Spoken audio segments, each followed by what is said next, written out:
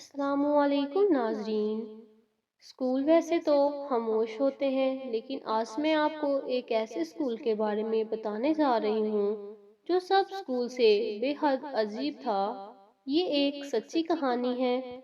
تو کہانی شروع کرنے سے پہلے میں آپ کو اپنا تعارف کراتی چلوں کہ میں ایک پرائیویٹ اسکول کی ٹیچر ہوں اور کافی اسکول میں پڑھا چکی ہوں۔ یہ اسکول میرے لیے نیا تھا۔ پرانے اسکول کو الوداع کہہ کر یہ اسکول جوائن کیا تھا۔ مجھے پہلے دن ہی یہ اسکول خاموش سا لگا۔ میں نے کسی کو محسوس نہ کرایا اور پڑھاتی رہی۔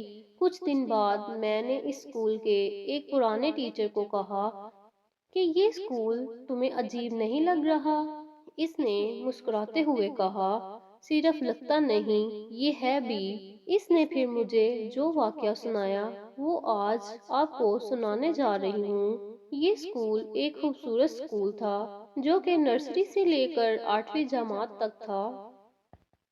اس میں 10 کمرے، ایک آفس اور ایک کمپیوٹر لیب تھی جہاں پر اسٹوڈنٹس کو کمپیوٹر کی تعلیم دی جاتی تھی، اور اس کے باہر گیلری تھی جو کہ ساری تصویروں سے بھرپور تھی، جس پر ان سب کی تصویریں تھیں جو کچھ نہ کچھ کر گزرے ہیں۔ میں آپ کو بتاتی چلوں کہ اس اسکول کا جو مالک تھا وہ دعوت اسلامیہ کا والنٹیئر تھا جو کہ ان کو چندہ لے کر دینے یا تبلیغ دین اسلام میں مدد کرتا تھا۔ تو اس کے پاس دعوت اسلامی کے طالب علم آتے رہتے تھے۔ ایک مرتبہ ان کے پاس ایک طالب علم تبلیغ کے حوالے سے آیا جس کو واپس جانے میں دیر ہو گئی، تو اسکول کے مالک نے اس کو کہا کہ آپ کو بے حد دیر ہو چکی ہے، آپ آج رات ہمارے اسکول میں گزاریں اور کل صبح ہوتے ہی واپس چلے جائیں۔ اس نے ہاں کر دی اور اسکول میں آیا۔ ویسے شام ہو گئی تھی اور رات ہونے والی تھی، تو سب اس کے ساتھ تھے۔ گرمیوں کا موسم تھا۔ طالب علم کو اسکول میں اے سی چلا کر دے کر ہم سب گھر گئے۔ 12 بجے تک تو وہ سب ان کے ساتھ تھے۔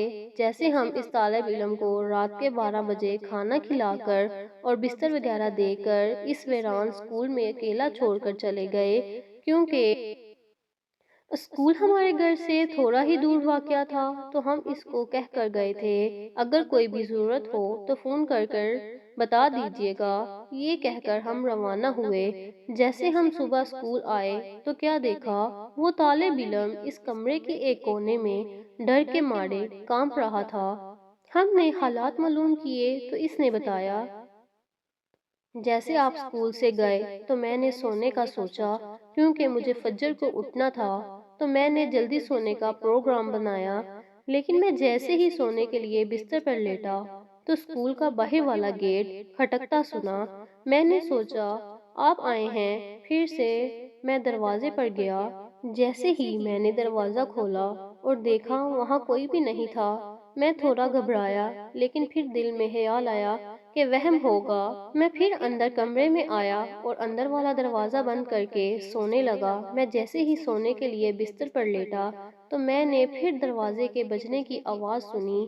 پھر میں دوڑا دروازے کی جانب کہ دیکھوں یہ کون ہے جو اتنی رات کو تنگ کر رہا ہے۔ میں جب دروازے پر پہنچا تو میں حیران ہو گیا، کیونکہ پھر سے وہاں کوئی نظر نہیں آیا۔ اب میں جان گیا تھا کچھ تو ہے۔ پھر میں اب ڈر بھی رہا تھا اور سوچ بھی رہا تھا کہ ہو سکتا ہو میرا وہم ہو۔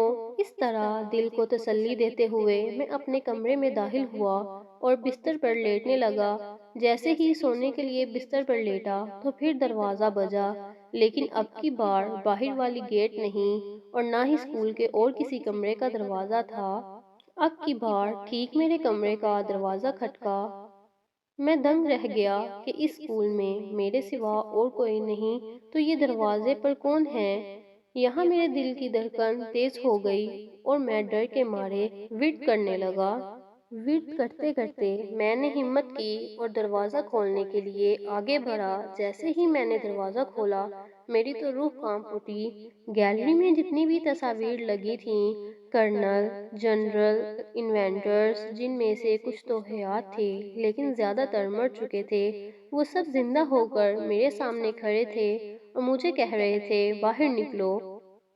میں نے جلدی سے دروازہ اندر سے لاک کر دیا، لیکن دروازہ خود بخود کھل گیا اور وہ سب گھسیٹ کر مجھے باہر لے گئے اور پتہ نہیں کیا پڑھنے لگے۔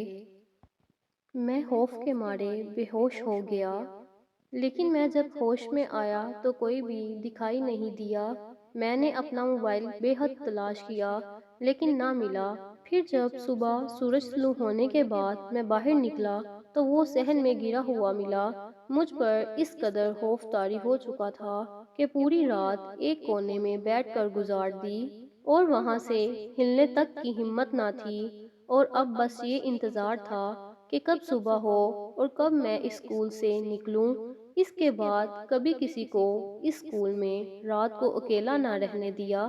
امید کرتی ہوں یہ سچی کہانی آپ کو پسند آئے گی۔ شکریہ۔